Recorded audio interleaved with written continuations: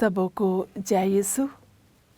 आज का वचन यिर्मयाह का ग्रंथ अध्याय 18 पद संख्या 6 में लिखा है, जैसे कुम्हार के हाथ में मिट्टी है वैसे तुम मेरे हाथों में हो। ये बहुत ही सुकून देने वाला संदेश है। यानी हम सब पिता ईश्वर के हाथों में हैं। वे हमें संभालता है, वे हमें खूबसूरत बनाता है, हमें सुंदर आकार देता है। आओ एक क्षण हम अपनी आँखों को बंद करें और उस महान प्रभु को याद करें। जिस प्रकार मिट्टी कुम्हार के हाथों में है, उसी प्रकार तुम मेरे हाथों में हो। आओ हम उस महान प्रभु की हाज़िरी का अनुभव करें, उसके प्रेम में बलवंत हाथों का अनुभव करें। वे हमारे साथ हैं, वे हमें अपने दाहिने विजयी हाथ से संभालता है और अपनी इच्छा के अनुसार हमें बनाता है। आज इस समय हम अपने आप को पिता के हाथों में समर्पित करें। जैसे वो चाहता है वैसे उसे करने दें। जैसे हम चाहते हैं वैसे नहीं, किंतु जिस प्रकार पिता चाहता है उसे करने देंगे। आओ हम अपने आप को, अपने परिवार को, अपनी हर परेशानी को, दुखों को, बीमारियों को पिता के हाथों में समर्पित करें। वे हमारी भलाई के लिए सही रास्ते ढूंढेगा और उस रास्ते पर चलने के लिए आओ हम अपने आप को तैयार करें और वचन सुने, ताकि हम प्रभु की इच्छा के अनुसार खूबसूरत आकार में बने रहें। आमीन। यिर्मयाह का ग्रंथ अध्याय 29 पद संख्या 11 में लिखा है, हर योजना तुम्हारे लिए बनाई गई है। वे हानि के लिए नहीं, बल्कि तुम्हारे उज्जवल भविष्य के लिए है। उज्जवल भविष्य बनाने के लिए पिता ईश्वर रात दिन हमारे लिए परिश्रम करते हैं। वे हमारा दयालु पिता है जो तरह तरह से हमें सर्तक करता है। दो अद्भुत बातें। पहली है मिट्टी के सुंदर बर्तन। मिट्टी के सुंदर बर्तन जब हम देखते हैं, जब हम कुम्हार की दुकान पर जाते हैं तो हम देखते हैं कुम्हार बहुत सुंदर से आकार देता है, उन पर डेकोरेशन करता है, फूल बनाता है, तरह तरह के आकार देता है। तो हम यही कहते हैं, वाह कितना सुंदर ये बर्तन है, कितना सुंदर कुम्हार ने उसे बनाया है। तो credit goes to the potter. तो कुम्हार को कंग्रेचुलेशन मिलता है क्योंकि उसने सुंदर बनाया है। उसी तरह से जब हम किसी होनहार व्यक्ति को देखते हैं, अच्छे व्यक्ति को देखते हैं, तो हम कहते हैं वाह कितना अच्छा इंसान है।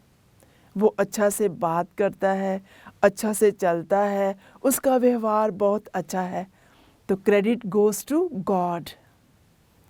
तो प्रभु को कहते हैं कि प्रभु तूने इस इंसान को कितना अच्छा बनाया है। काश मैं भी उस इंसान की तरह होता। किंतु ये सुंदरता या खूबसूरती या अच्छाई कब आती है? जब हम अपने आप को पिता के हाथों में देते हैं। कुम्हार के हाथों में मिट्टी है और पिता के हाथों में हमारी ज़िंदगी है।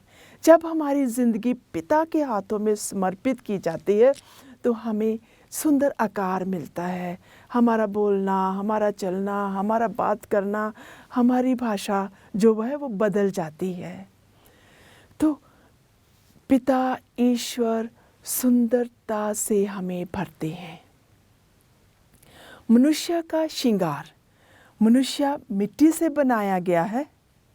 कई बार हमारे जीवन में कंकर और पत्थर होते हैं, यानी कई बुरी आदतें जो आसानी से नहीं बदलती, किंतु पिता ईश्वर उन्हें अलग करते हैं।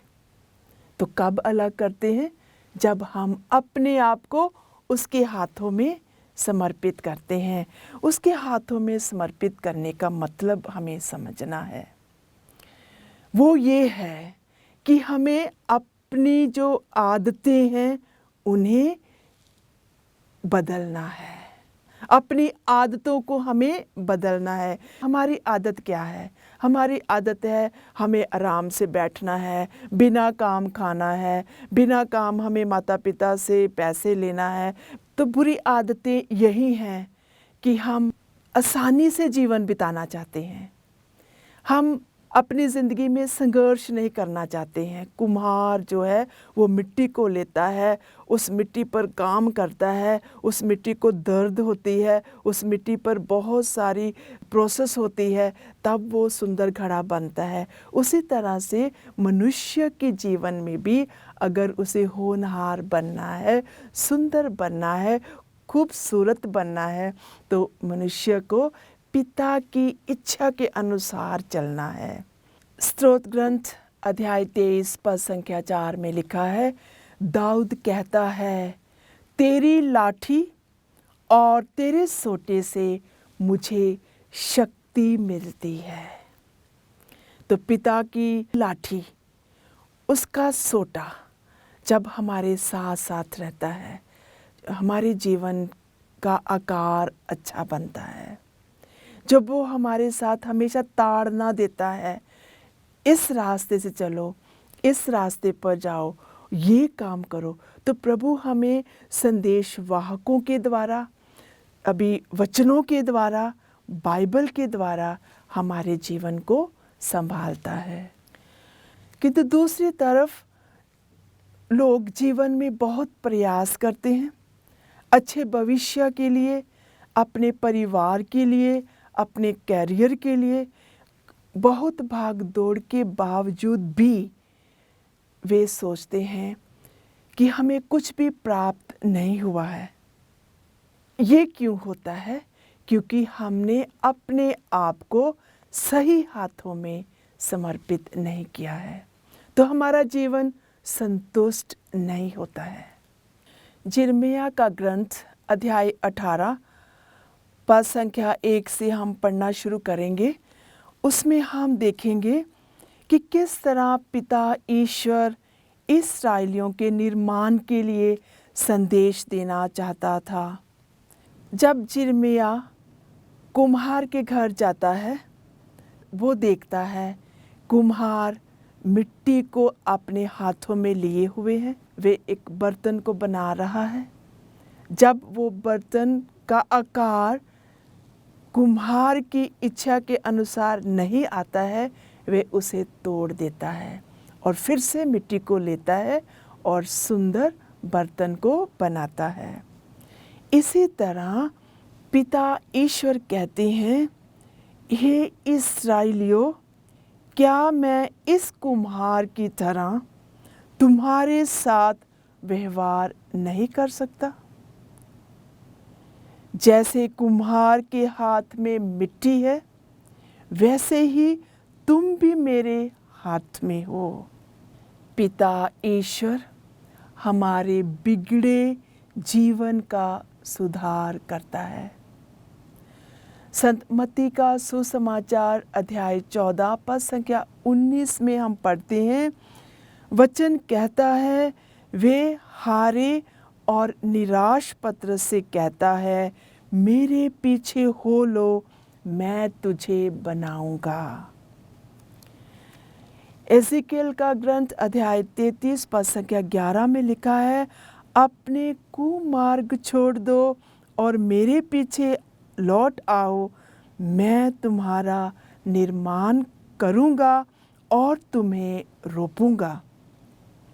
वचन में यिर्मयाह का ग्रंथ अध्याय 18 पद संख्या 7 में लिखा है, यदि मैं किसी राष्ट्र या राज्य के विषय में घोषित करता हूँ कि मैं उसे उखाड़ और तोड़कर उसका विनाश करूँगा, किंतु यदि वे राष्ट्र जिसे मैंने चेतावनी दी थी पश्चाताप करता है, तो मैं उसका विनाश करने का विचार छोड़ देता हूँ। कोई भी जो भी पाप करता है, जब उसके जीवन का जो फैसला है वो गलत हो जाता है, किंतु जब वो प्रभु के पास जाता है तो प्रभु कहता है, मैं तुम्हें नया बनाऊंगा, मैं तुम्हें रोपूंगा, मैं तुम्हें बलवंत करूंगा और मैं तुम्हें खूबसूरत बनाऊंगा। स्तोत्र ग्रंथ 51 पद संख्या 17 में लिखा है, वे टूटे और पिसे हुए हृदय को तुच्छ नहीं जानता। यिर्मयाह का ग्रंथ अध्याय 18 पद संख्या 9 में लिखा है, यदि मैं किसी राष्ट्र या राज्य के विषय में घोषित करता हूँ कि मैं उसका निर्माण करूँगा और उसे रोपूंगा, किंतु यदि वह मेरी वाणी पर ध्यान ना देकर ऐसे काम करने लगता है जो मेरी दृष्टि में बुरे हैं, तो मैं उसके साथ भलाई करने का विचार छोड़ देता हूँ। पिता ईश्वर जल्दबाजी नहीं करता। जिस तरह कुम्हार बड़ी सावधानी से बड़े प्रेम से आकार देता है, वैसे ही पिता ईश्वर सावधानी से, प्रेम से, लगन से काम करता है। पेतरुस का पहला पत्र अध्याय 5 पद संख्या 6 से 7 में लिखा है, आप शक्तिशाली ईश्वर के सामने विनम्र बने रहें, जिससे वे आपको उपयुक्त समय में ऊंचा उठाए। वे एक कारीगर या कलाकार के रूप में देखने को मिलता है। बहुत बार हम जल्दबाजी करते हैं और महान बनना चाहते हैं। हम अपनी इच्छाओं पर चलते हैं और हम उस प्रोसेस पे नहीं रहते हैं जो प्रभु हमसे करना चाहता है। मैं आपके साथ एक लेखक की कल्पना को आपके साथ शेयर करना चाहती हूँ। एक स्त्री हर रोज अपना घड़ा लेकर एक नदी के पास जाती थी और वहाँ से पानी भरती थी।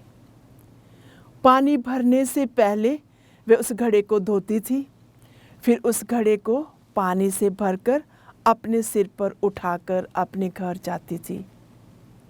तो वहाँ जो नदी के किनारे कुछ मिट्टी पड़ी हुई थी, उस मिट्टी ने इस घड़े को देखा और उसके मन में ये विचार आया, मैं भी मिट्टी हूँ और ये भी मिट्टी है, इस मिट्टी का कितना सम्मान और आदर होता है और मैं यहाँ पर ही पड़ी रहती हूँ। और वो प्रभु से प्रार्थना करने लगी, हे प्रभु, मुझे भी उस घड़े के समान बना दो। और एक दिन अचानक वहाँ पर कुम्हार आया, उसने उस मिट्टी को उठाया और अपने घर चला गया। जब वो मिट्टी को उठाकर अपने घर आया, उसने उस मिट्टी को एक किनारे पर रखा, धूप में रखा और वो मिट्टी सूख गई और पत्थर के समान बन गई। और वो कहराने लगी, मैं यहाँ पे पत्थर बनने के लिए नहीं आई, मैं तो घड़ा बनने के लिए आई थी।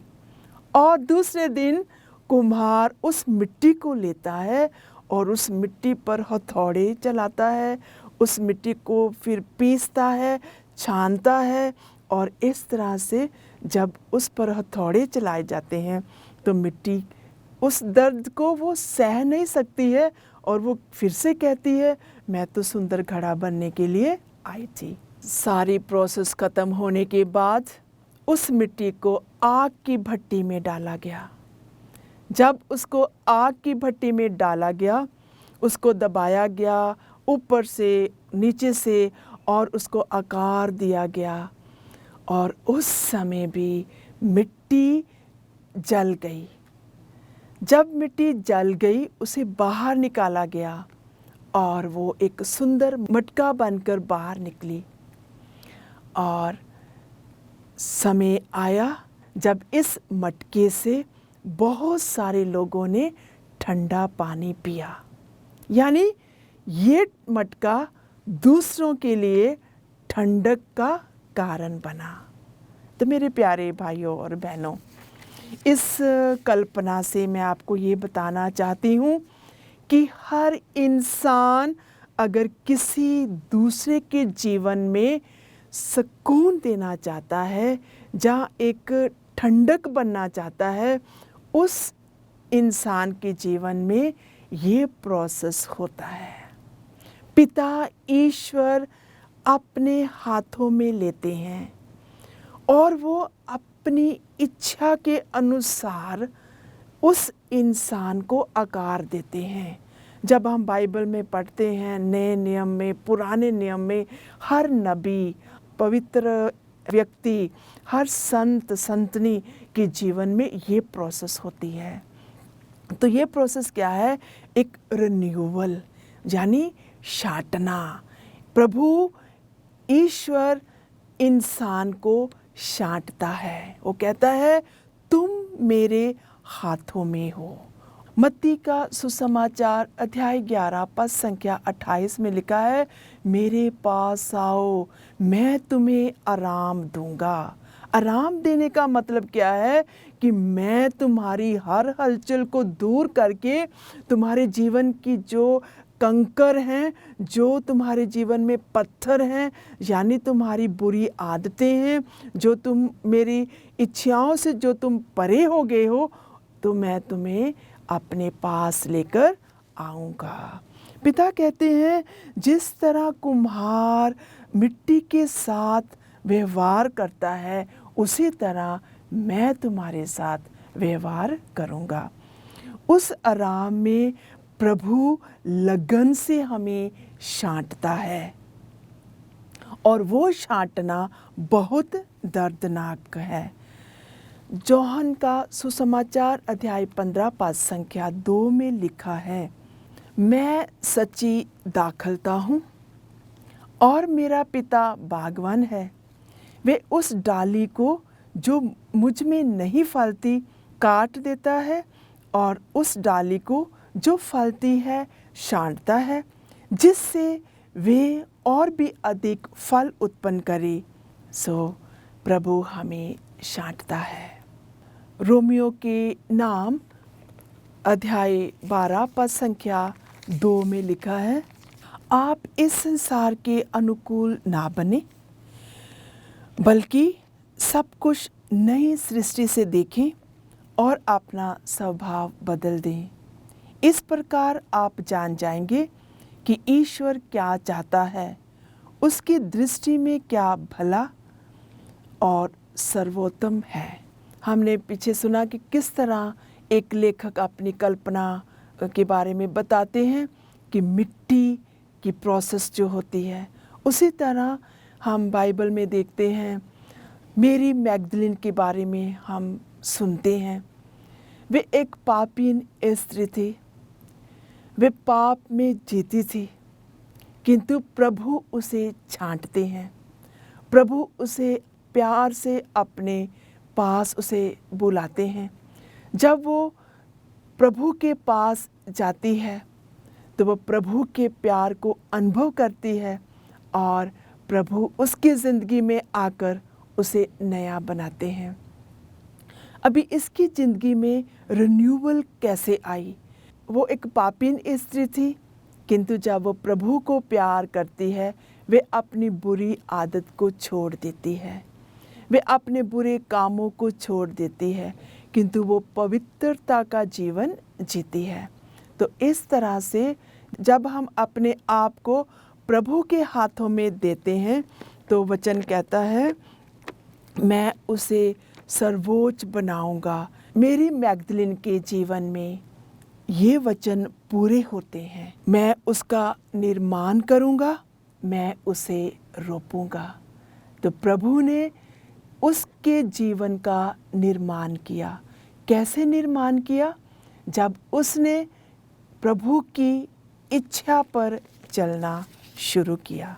कभी कभी हमारे जीवन में ऐसी आदतें आती हैं जो हमें पिता के साथ संबंध जोड़ने में रुकावट डालती हैं।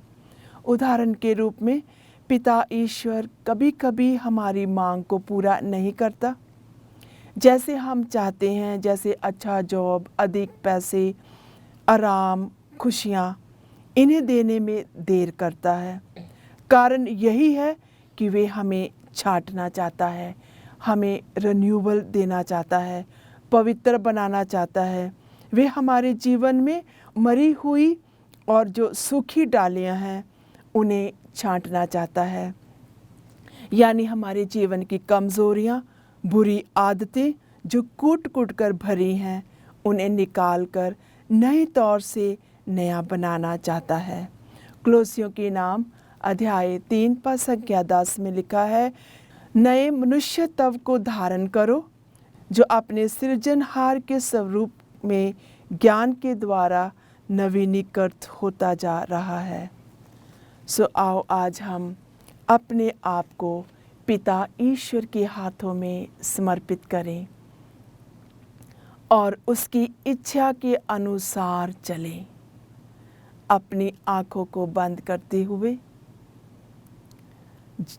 उस पिता को याद करें जिस भी परिस्थिति में अभी हम हैं,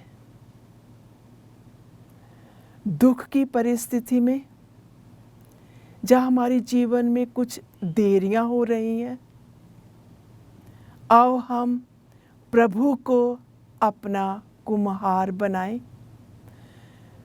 प्रभु की इच्छा के अनुसार चलें और जो कुछ भी हो रहा है उसमें हम बने रहें और पिता से आशीष मांगें।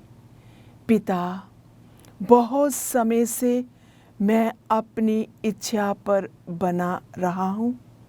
जब बने रहे हैं, आज हम अपने आप को तेरे हाथों में समर्पित करते हैं। जिस तरह कुम्हार बर्तन को सुंदर बनाता है, उसी तरह आज मेरे जीवन को सुंदर बनाओ। मेरे जीवन की हर बुरी आदत को प्रभु तू सुधार कर। तेरा वादा है, जो तेरी शिक्षाओं पर चलेगा तू उसका निर्माण करेगा, तू उसे रोपेगा, तू उसके जीवन में अद्भुत और बहुमूल्य आशीषों से भरपूर करेगा। हे प्रभु, मुझे भी आज अपनी आशीष से भरपूर कर और मेरे बिगड़े आकार का सुधार कर। ये प्रार्थना करती हूँ प्रभु यीशु के नाम से, आमीन।